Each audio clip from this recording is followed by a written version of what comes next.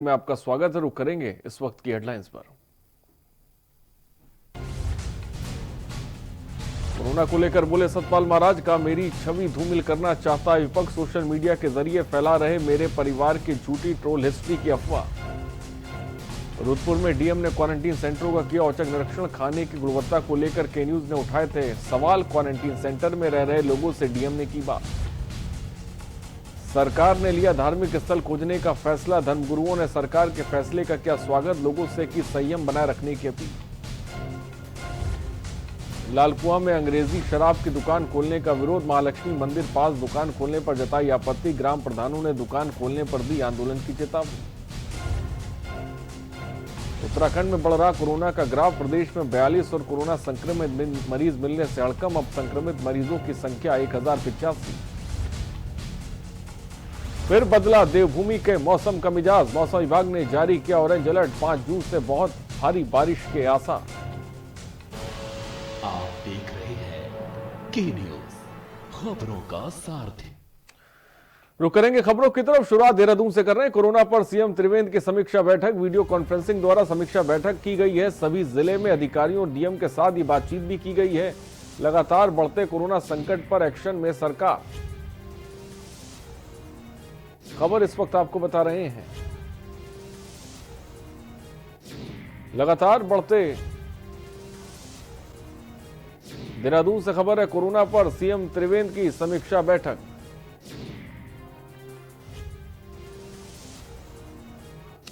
और इस वक्त दिल्ली में अहम प्रेस कॉन्फ्रेंस चल रही, सीधे आपको राजधानी दिल्ली लेके चलते हैं। शहरी निकाय के सभी जनप्रतिनिधिगण, अधिकारी वर्ग, मैं समझता हूं कि आज जो ये कार्यक्रम हुआ है, जो अर्बन लर्निंग इंटर्नशिप कार्यक्रम की शुरुआत हुई है, प्रोग्राम की शुरुआत हुई है, ये एक भारत के जो नया भारत, समृद्ध भारत, सशक्त भारत, स्वच्छ भारत, श्रेष्ठ भारत और एक भारत, जो मेरे देश के प्रधानमंत्री की संकल्पना है, उस नए भारत के निर्माण की ये मैं समझता हूँ ये आधारशिला है। और क्योंकि ये नए भारत का निर्माण युवा से होकर के गुजरती है, वो विज्ञान, प्रौद्योगिकी और अनुसंधान से होकर के गुजरता है। और आज उसकी ये आधारशिला के लिए जो ये बहुत महत्वपूर्ण काम हुआ है, मैं इसके लिए शहरी विकास मंत्रालय का और एआईसीटी के चेयरमैन, हमारे यशस्वी चेयरमैन हैं अनिल सहस्रबुद्धे, जिनके अथक प्रयास से ये आज महत्वपूर्ण काम हुआ है, इसलिए मैं अपनी एआईसीटी और शहरी विकास मंत्रालय के सभी अधिकारियों को, जिन्होंने ये बहुत खूबसूरत अवसर देश को, यूथ को दिया है, मैं बधाई देता हूँ। मुझे मालूम है कि हरदीप पुरी जी के सानिध्य में नित्य नए अभिनव प्रयोग होते हैं, और जब से मैंने जाना है उनको, उनके मन में, क्योंकि देश नहीं दुनिया के तमाम देशों में जो उनका काम करने का एक लंबा अनुभव रहा है, और जिस तरीके से उनकी शोधात्मक प्रवृत्ति है और कुछ रिजल्ट निकालने की अभिप्सा रहती है, तो निश्चित रूप में ये दोनों मंत्रालयों में आपके सानिध्य में जो काम हो रहा है। और अभी दुर्गा शंकर जी से मेरी चर्चा हो रही थी, तो लगातार 6 वर्ष इनको उस मंत्रालय में हो गए, मजाक कर रहे थे मुझे, और कहीं कोई मुझे लेता ही नहीं है। तो ये जो विजन शुरू किया है, और जो आज लगभग 4,500 शहरी निकाय हैं और 100 स्मार्ट सिटी हमारे देश के अंदर बन रहे हैं, मैं ये समझता हूँ कि देश की आर्थिकी और देश के सामयिक विकास की दृष्टि से भी ये बहुत ही महत्वपूर्ण है। और जिस तरीके से देश के प्रधानमंत्री जी ने कहा है कि $5 ट्रिलियन की अर्थव्यवस्था को हमको छूना है, और उस अर्थव्यवस्था को छूने का भी जो रास्ता दिया है, वो रास्ता उन्होंने make in India, digital India, skill India, startup और stand up. Make in India, ये वो इंडिया है, वो जो भारत है जिसकी विशालता को देख करके पूरी दुनिया भी हैरान होती है। मैं समझता हूँ यदि जैसे पुरी जी ने कहा है कि ये जो यूथ है और उसको किस तरीके से उसकी क्षमताओं का उपयोग हमको करना है। 1000 से भी अधिक विश्वविद्यालय जिस देश के अंदर हो, 45,000 से भी अधिक डिग्री कॉलेज जिस देश के अंदर हो, 15 लाख से भी अधिक स्कूल हो, 1 करोड़ से भी अधिक अध्यापक हों, और कुल अमेरिका की जनसंख्या जितनी नहीं है उससे भी अधिक जिस देश में छात्र और छात्राएं 33 करोड़ से भी अधिक छात्र और छात्राएं हों। ये है वैभव देश का। और मैं ये समझता हूं कि हमारी जो शोध और अनुसंधान करने के क्षेत्र में हमारी प्रखरता दुनिया से कहीं कम नहीं है। मैं तो जब अपने AICTE के कितने कार्यक्रम, यहाँ चेयरमैन साहब बैठे हैं, पीछे के समय चाहे इनकी अटल एकेडमी इन्होंने शुरू करवाई हो, और चाहे इन्होंने लगभग कई कार्यक्रम, तो मुझे लगता है कि ऐसे अभिनव नीट कार्यक्रम शुरू किया, पाठ्यक्रम टोटली चेंज कर दिया। टीचर्स ट्रेनिंग के लिए लगभग 1 साल में 1 लाख टीचर्स को आप ट्रेनिंग देंगे, और अटल एकेडमी के तहत तो चाहे वो 3D प्रिंटिंग का है, चाहे वो डाटा साइंस का है, मशीन लर्निंग का है, चाहे वो आर्टिफिशियल इंटेलिजेंस का है, ये नए 15 अटल एकेडमी अभी स्थापित किए हैं। और उसके आधार पर मैं पुरी जी आपको कहना चाहता हूं कि जो विपुल संपदा है प्रतिभा की हमारे पास, आप उसका भरपूर उपयोग करिए। मैं आपको भरोसा दिला सकता हूं कि इस देश के अंदर प्रतिभा की, प्रखरता की, अनुसंधान के, शोध की कोई कमी नहीं है। हमने पीछे के दिनों में जब स्मार्ट इंडिया हैकाथॉन किया था, तो रक्षा मंत्रालय हो, चाहे वो आपका शहरी विकास मंत्रालय हो, और चाहे वो कृषि मंत्रालय, तमाम समस्याएं आई। और मुझे ये बात कहते हुए खुशी है कि स्मार्ट इंडिया हैकाथॉन में हमारे छात्रों ने जिस तरीके से उन समस्याओं का तत्काल निदान किया है, 84 ऐसे प्रोजेक्ट हैं जो वहां से उठा करके सभी मंत्रालय कर रहे हैं। मैं ये भी कहना चाहता हूं, पूरे देश के लोगों के मन मस्तिष्क में आना चाहिए कि उनको अपने छात्र, अपने बच्चों को बाहर भेजने की कोई जरूरत नहीं है। ऐसा नहीं है कि हमारी संस्थाएं समृद्ध नहीं है, सशक्त नहीं है, शिखर की हमारे यहाँ शिक्षा नहीं है। और उसका उदाहरण मैं देना चाहता हूं, दुनिया की बड़ी सी बड़ी कंपनियों में यदि CEO है, कार्यकारी निदेशक उसका है, तो हिंदुस्तान से पढ़ने वाला छात्र है। ये इसका प्रमाण है। एक नहीं, मैं सख्त प्रमाण दे सकता हूं पूरी दुनिया में। अमेरिका से जितने भी विकासशील देश हैं उनमें बहुत बड़ी उपस्थिति में शीर्ष पदों पर बैठे रहने वाले मेरे IIT से, मेरे इंजीनियरिंग कॉलेज से, मेरे इन विश्वविद्यालयों से निकलने वाला छात्र है। इसका मतलब ये है कि आज जरूरत है इस समन्वय की, आज इसी की जरूरत थी। मुझे बधाई दे दी है AICTE को कि इन्होंने अभी जो पोर्टल बनाया है, उस पोर्टल के तहत, और जो ये बड़ा प्लेटफॉर्म बना है, इस प्लेटफॉर्म में अभी 40,000 उद्योगों को इन्होंने रजिस्टर्ड कर दिया है। अभी तक हमारा गैप था, उद्योगों में क्या चाहिए, और छात्र, एक तरफ छात्र होता था, दूसरी तरफ उद्योग रहते थे, दोनों का समन्वय नहीं था। इस समन्वय टोटल समन्वय कर दिया। और मैं आभारी हूं अपने प्रधानमंत्री जी का कि जिन्होंने वित्त मंत्री जी के इस बजट भाषण में इस बात को हमको प्रेरित किया कि जो हमारा छात्र युवा निकलने वाला है, ये इसको काम सौंपे, उसको बताएं वो क्या कर सकता है। और इसकी पहल, पुरी जी, आपने देश के अंदर पहला विभाग है जिसने इसकी पहल की है, इसलिए मैं आपको धन्यवाद देना चाहता हूं।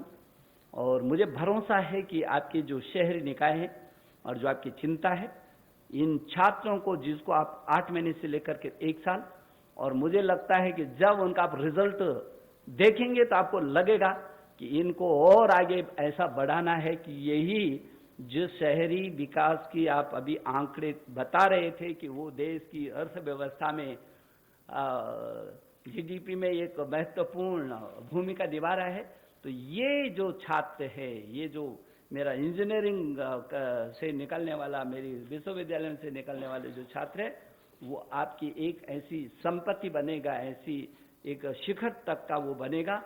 तो मैं ये समझता हूँ कि ये बहुत बड़ा काम होगा। और अभी मेरे को बताया गया कि 40,000 तो अभी इन्होंने AICTE ने रजिस्टर्ड किए हैं, इसके आगे भी बढ़ाना चाहते हैं। अभी AICTE के पास 80 लाख छात्र इंजीनियरिंग कॉलेज और इसके हैं। उन 80 लाख छात्रों में और 6 लाख अध्यापक हैं। अध्यापकों को नित नए प्रशिक्षण देने के लिए जिस तरीके से ये अभियान लिया है, और वो जो 80 लाख छात्र हैं जो अपनी इंजीनियरिंग कॉलेज, केवल इंजीनियरिंग कॉलेजों के देश भर के हैं, मैं समझता हूँ इनके हाथों में, जिनके हाथों में जो वो कौशल है, उसको आपके साथ समन्वय करके एक नई तस्वीर निश्चित रूप में भारत के सामने आएगी। और मैं ये आज जिस तरीके से आपने ये कार्यक्रम शुरू किया है, इन्होंने नीट एक जो जिस प्लेटफॉर्म की मैं बात कर रहा हूँ कि उसके आधार पर नेशनल एजुकेशन अलायंस टेक्नोलॉजी का जो आपने बनाया है AICTE ने, मैं शुभकामना देना चाहता हूँ कि जिस तरीके से अभी हमारे मंत्रालय ने, शहरी विकास मंत्रालय ने ये पहल की है। आज मैं सचिव अमित खरे को भी मैं कहूँगा कि सभी विभागों के साथ इस तरीके से एक अभियान हम लेंगे, और ये जो शुरुआत आज पुरी साहब ने किया है, ये देश का जो यूथ है, जिसके हाथों में कौशल है, जिसकी ज़रूरत है हर क्षेत्र में, वो लगभग यदि सभी विभागों को देखेंगे तो मैं मोटा आंकलन कर सकता हूँ कि एक वर्ष में इन आगे 2-3 वर्षों में 1 करोड़ छात्रों को हम इस अभियान में जोड़ सकते हैं। तो HRD मिनिस्टर रमेश पोखरियाल निशंक जी को आप सुन रहे थे, जहां पर वो साफ तौर से जिक्र करते हैं यूथ है, उसके टैलेंट को का इस्तेमाल किस तरह से हमें करना है। रुकते हैं छोटे से ब्रेक के लिए, जल्द हाजिर होंगे।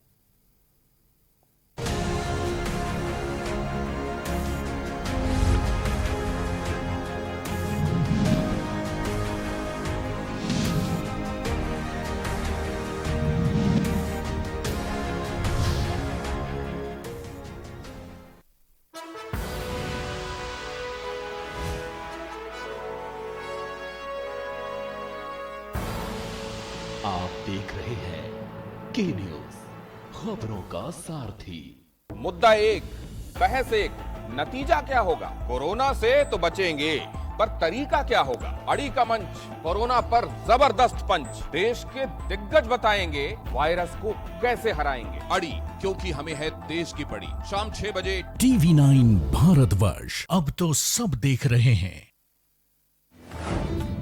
साल 2020 का दूसरा चंद्र ग्रहण। कितना अलग है ये चंद्र ग्रहण? क्या रहेगा चंद्र ग्रहण का समय? ग्रहण के दौरान क्या करें, क्या नहीं करें? राशियों के हिसाब से क्या है शुभ, क्या अशुभ? जानिए चंद्र ग्रहण से जुड़ी हर एक जानकारी आचार्य लंकेश जी से, सिर्फ के न्यूज इंडिया पर। आप देख रहे हैं के न्यूज, खबरों का सारथी।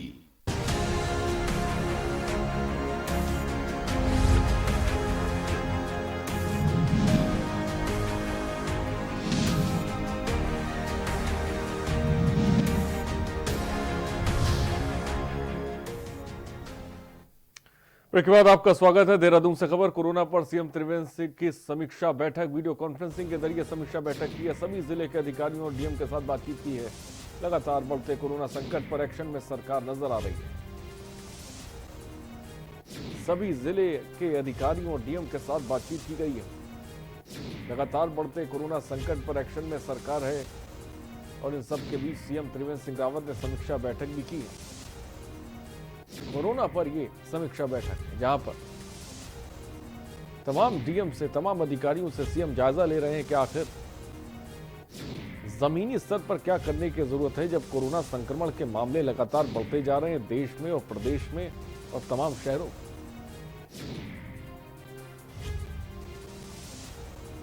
इन सब के बीच सीएम त्रिवेंद्र सिंह रावत ने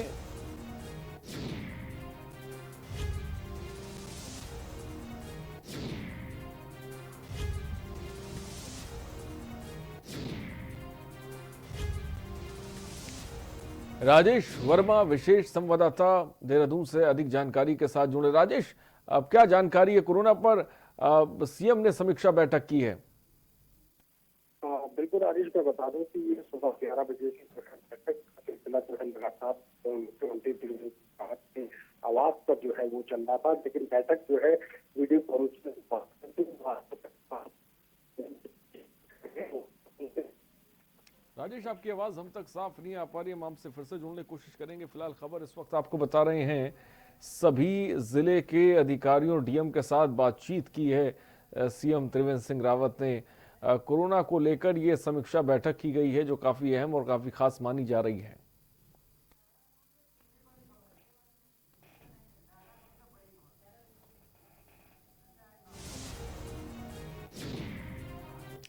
और इस बीच एक और खबर आपको देहरादून से बताने जा रहे हैं। खबर देहरादून से है, राज्यपाल सभी कुलपतियों के साथ कर रही है मीटिंग। वीडियो कॉन्फ्रेंसिंग के जरिए ये मीटिंग हो रही है। आगामी शैक्षणिक सत्र की तैयारियों को लेकर चर्चा।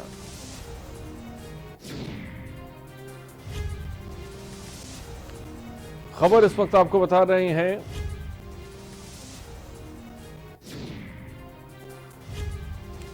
राजेश शर्मा हमारे विशेष संवाददाता एक बार फिर हमारे साथ जुड़ गए हैं। राजेश वर्मा, राजेश क्या जानकारी है? हरीश, मैं बता दूं कि राज्यपाल जो है माध्यम से जो है लगातार उनकी चल रही है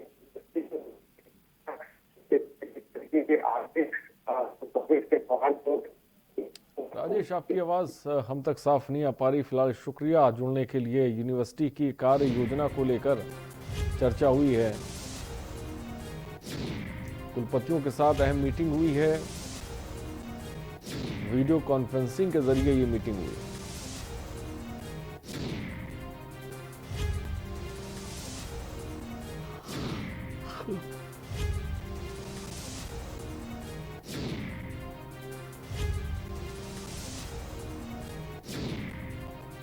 खबर इस वक्त आपको बता रहे हैं,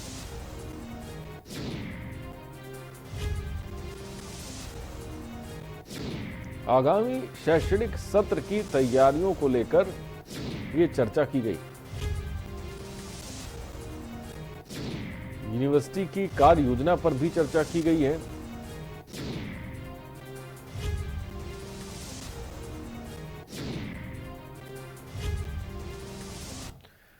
सचिवालय विधानसभा में सैनिटाइजेशन जारी। सतपाल महाराज के पॉजिटिव आने के बाद बड़ी सतर्कता। 4 दिन पहले हुई कैबिनेट बैठक में निकले थे पॉजिटिव। रिपोर्ट पॉजिटिव आने के बाद शासन ने आदेश जारी किए थे। 4 दिन पहले हुई कैबिनेट बैठक में पॉजिटिव निकले थे सतपाल महाराज। रिपोर्ट पॉजिटिव आने के बाद शासन ने आदेश जारी किए थे। सचिवालय और विधानसभा में सैनिटाइजेशन जारी है। खबर इस वक्त आपको बता रहे हैं,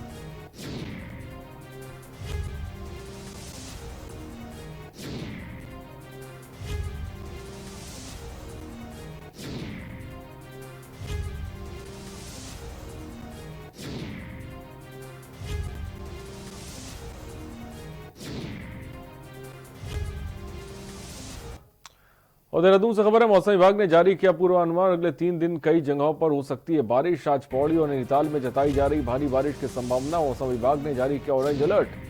देहरादून मौसम विभाग ने पूर्वानुमान जारी किया, अगले 3 दिन कई जगहों पर बारिश हो सकती है। पर्वतीय क्षेत्रों में कहीं हो सकती है ओलावृष्टि। मैदानी क्षेत्रों में तेज हवाएं चलने का अंदेशा भी साफ तौर पर जताया मौसम विभाग ने।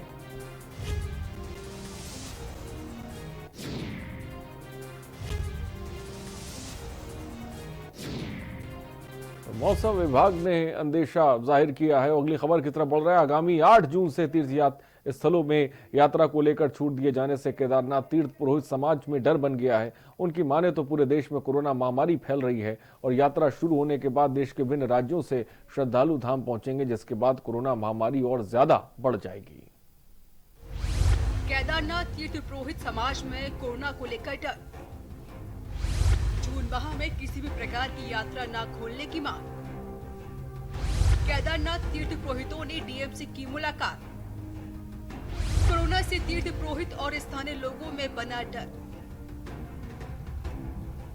आगामी 8 जून से तीर्थ स्थलों में यात्रा को लेकर छूट दिए जाने से केदारनाथ तीर्थ पुरोहित समाज में डर बन गया है। उनकी माने तो पूरे देश में कोरोना महामारी फैल रही है और यात्रा शुरू होने के बाद पूरे देश के विभिन्न राज्यों से श्रद्धालु धाम पहुंचेंगे, जिसके बाद कोरोना महामारी और भी बढ़ जाएगी। ऐसे में केदारनाथ यात्रा को जून माह में शुरू किया जाना सही नहीं है। केदारनाथ धाम के तीर्थ पुरोहितों ने जिलाधिकारी वंदना चौहान से मुलाकात कर जून माह में किसी भी प्रकार की यात्रा न खोलने की मांग की है। उन्होंने कहा कि कोरोना महामारी के चलते तीर्थ पुरोहित समाज और स्थानीय लोगों में डर बना हुआ है। केंद्र सरकार की ओर से आगामी 8 जून से तीर्थ स्थलों में यात्रा की छूट दिए जाने से कोरोना महामारी संकट को और बढ़ावा दिया जा रहा है और कहा कि यात्रा न चलने के कारण भले ही लोगों के व्यापार पर असर पड़ा है, मगर यात्रा शुरू होने के बाद कोरोना बीमारी से लोगों को परेशान होना पड़ेगा। बैठक में तीर्थ पुरोहित समाज ने कहा कि भैरवनाथ मंदिर की पूजा अर्चना के लिए जिला प्रशासन द्वारा सीमित संख्या में अनुमति 10 जून तक प्रदान की जाए, जिससे तीर्थ पुरोहित समाज यज्ञ के लिए तैयारी कर ले। भविष्य में खोले जाने वाली यात्रा की तैयारियों के लिए तीर्थ पुरोहित समाज को धाम में स्थित भवनों को ठीक करने तथा व्यवस्था को सुचारू करने के लिए समय चाहिए होगा। बेरोजगारी, कई अपने पारिवारिक समस्याएं हैं, आर्थिक तंगी है, विद्यार्थी वर्ग हैं, परेशानी है।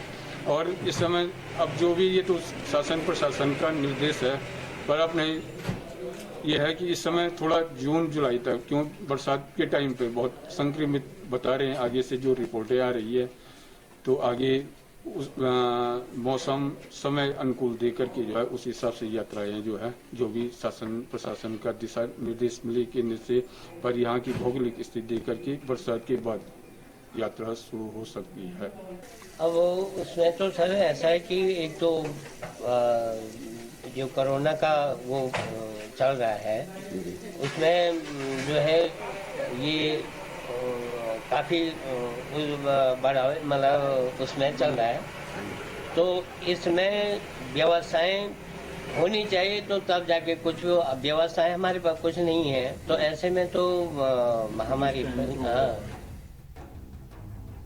डीएम वंदना ने कहा कि प्रदेश सरकार के दिशा निर्देशों पर ही केदारनाथ यात्रा का संचालन होगा। जिला कार्यालय कक्ष में आयोजित बैठक में जिला अधिकारी वंदना ने बताया कि वर्तमान में सरकार की ओर से यात्रा खोलने के लिए किसी प्रकार का निर्णय नहीं लिया गया है। अभी जिला चारधाम यात्रा के संबंध में शासन से कोई दिशा निर्देश प्राप्त नहीं हुए हैं। जैसे ही इसमें कोई विस्तृत गाइडलाइन प्राप्त होती है, इसमें आपको इन्फॉर्म करेंगे। वहीं राज्य मंत्री डॉक्टर धन सिंह रावत ने कहा कि केदारनाथ यात्रा को लेकर कोई भी दिशा निर्देश नहीं मिले हैं। भारत सरकार की गाइडलाइन के अनुसार ही यात्रा को शुरू किया जाएगा। बहरहाल पर्यटन को लेकर सरकार भले ही गंभीर है, लेकिन यात्रा को लेकर कोरोना का तगड़ा असर दिख रहा है, जिससे राज्य सरकार को भारी घाटा भी उठाना पड़ सकता है। अब देखने वाली बात होगी कि हालात कब तक सामान्य होते हैं और यात्रियों का जमावड़ा केदारनाथ के दर पर फिर लगता है। रुद्रप्रयाग से के न्यूज के लिए रोहित डिमरी की रिपोर्ट। रुकते एक ब्रेक के लिए, जल्द हाजिर होंगे।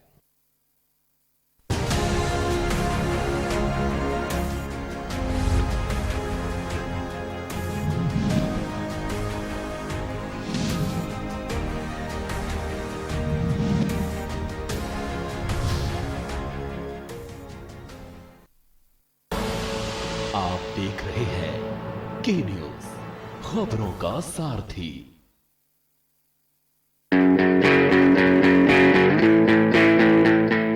Online admissions in City Montessori School from nursery to class 9 and provisional admission in CMS for class 11 is now open at www.cmseducation.org.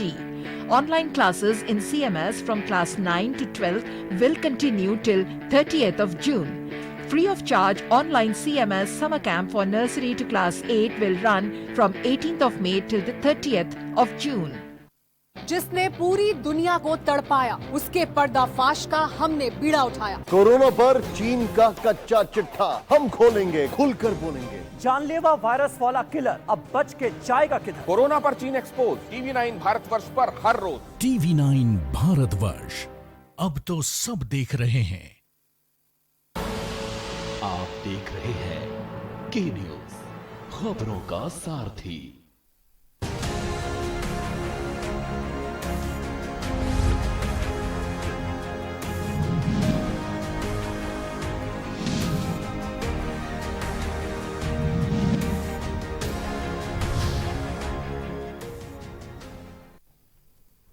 Break के बाद आपका स्वागत है। रामपुर काठगोदाम राष्ट्रीय राजमार्ग 87 पर अचानक चलती कार में आग लगी। इस दौरान कार चालक ने बमुश्किल कार से कूदकर अपनी जान बचाई। बता दें कि पंतनगर थाना क्षेत्र के नगला बाईपास के पास अचानक एक कार धू-धू कर जल उठी और मौके पर पहुंचे पुलिस और अग्निशमन वाहन ने आधे घंटे की मशक्कत के बाद आग पर काबू पाया। इस दौरान राष्ट्रीय राजमार्ग के दोनों ओर जाम लग गया। चालक ने बताया कि वह जाने वालों को थाना चूली छोड़कर वापस आवास विकास किक्षा लौट रहा था, तभी नगला बाईपास के पास अचानक कार में आग लग गई।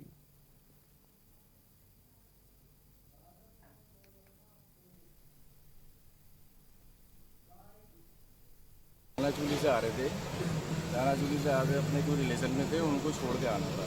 तो छोड़ के आ रहे थे, तो उसके बाद इसमें अचानक ही स्पार्किंग हो गई। स्पार्किंग हो गई, अचानक ही आग लग गई। इतनी आग बढ़ गई कि मतलब उतरना ही मुश्किल पड़ गया। वो तो गाड़ी लॉक नहीं हो पाई, तो दिक्कत हो गई। अब उतर गए थे टाइम से? हाँ, उतर गए। के घोषित होने के बाद केंद्र सरकार द्वारा 8 जून से सभी धार्मिक स्थल खोजे जाने का आदेश दिया गया है, जिसमें सभी धार्मिक स्थलों पर सोशल डिस्टेंसिंग बनाए रखने की अपील की गई है। धार्मिक स्थल खोले जाने को लेकर सभी समुदाय के लोगों में खुशी की लहर है।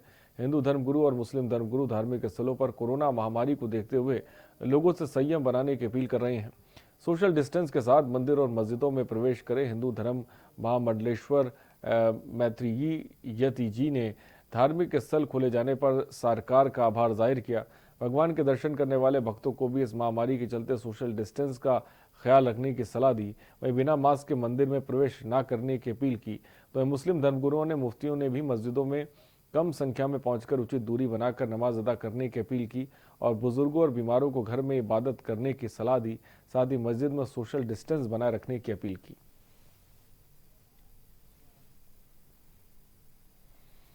जितना समय धार्मिक स्थानों को बंद रखना था, पूरी कोशिश की है सरकार ने। अब समय अधिक भी हो गया है, लोगों की अपनी आस्था भी है और उस आस्था के साथ साथ व्यक्ति को अपनी सावधानी भी बरतना अति आवश्यक है। अभी 3 महीने से अपना भी मंदिर पट बंद थे इस रूप में कि भाई बाहर के लोग कोई ना आए, लेकिन सरकार के फैसले का हम स्वागत करते हैं। किया है 8 तारीख से धार्मिक स्थल खोलने का। हम हुकूमत का इस सिलसिले में हुकूमत को मुबारकबाद देते हैं और हुकूमत के ऐलान के बाद हम लोगों की कुछ जिम्मेदारी आयद होती है कि हम लोग मस्जिदों में जब आएँ तो समाजी फासले रखें, मस्जिदों के अंदर सिर्फ फ़र्ज़ नमाज अदा करें, नवाफिल और सुन्नतें अपने घरों में पढ़ें और वज़ू घर से करके आएँ। तारीख से यानी 8 जून से जो धार्मिक स्थल खोलने का फ़ैसला लिया है, तो मैं सरकार के इस फैसले की सराहना करता हूँ और धन्यवाद कहता हूँ कि सरकार ने धार्मिक स्थलों को खोलने का ये आदेश किया है। और इसके ताल्लुक़ से मैं अपने सभी मुस्लिम वासियों से, चाहे वो उत्तराखंड के हो या उत्तराखंड के बाहर के हों, तो उन सब से मैं ये अपील करता हूँ और ये दरख्वास्त करता हूँ कि इस महामारी के मौके पर अपने आप को महफूज रखें, स्वस्थ रखने की कोशिश करें। और खबरों में इतना ही। बने रहिए हमारे साथ। नमस्कार।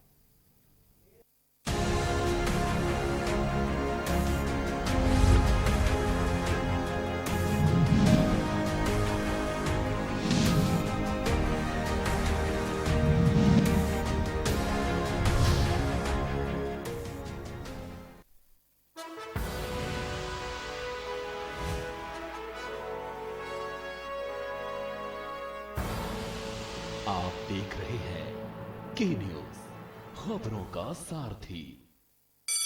Mount Litra Z School, Unnao, #1 in academics, #1 in sports, best teachers, best result, smart classroom, best transport facility, world class infrastructure के साथ Mount Litra Z School, Unnao।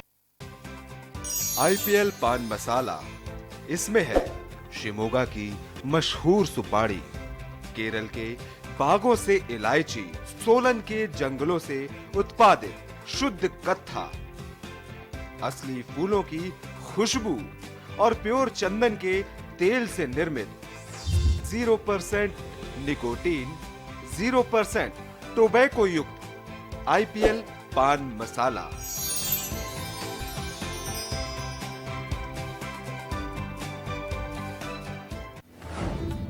साल 2020 का दूसरा चंद्र ग्रहण। कितना अलग है ये चंद्र ग्रहण। क्या रहेगा चंद्र ग्रहण का समय? ग्रहण के दौरान क्या करें, क्या नहीं करें? राशियों के हिसाब से क्या है शुभ, क्या अशुभ? जानिए चंद्र ग्रहण से जुड़ी हर एक जानकारी आचार्य लंकेश जी से, सिर्फ के न्यूज इंडिया पर। कोरोना संकट काल में के न्यूज इंडिया की देशवासियों से अपील है कि हम जाति धर्म को भूलकर कोरोना को हराने में एक साथ खड़े हों। जरूरतमंदों की मदद करें।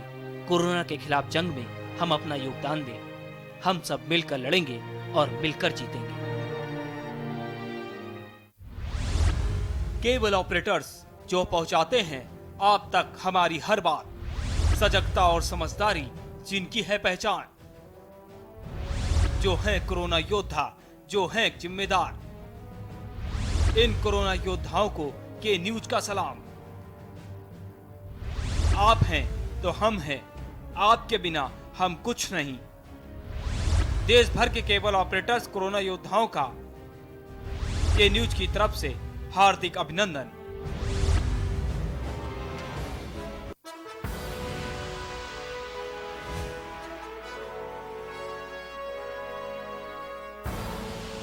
आप देख रहे हैं के न्यूज, खबरों का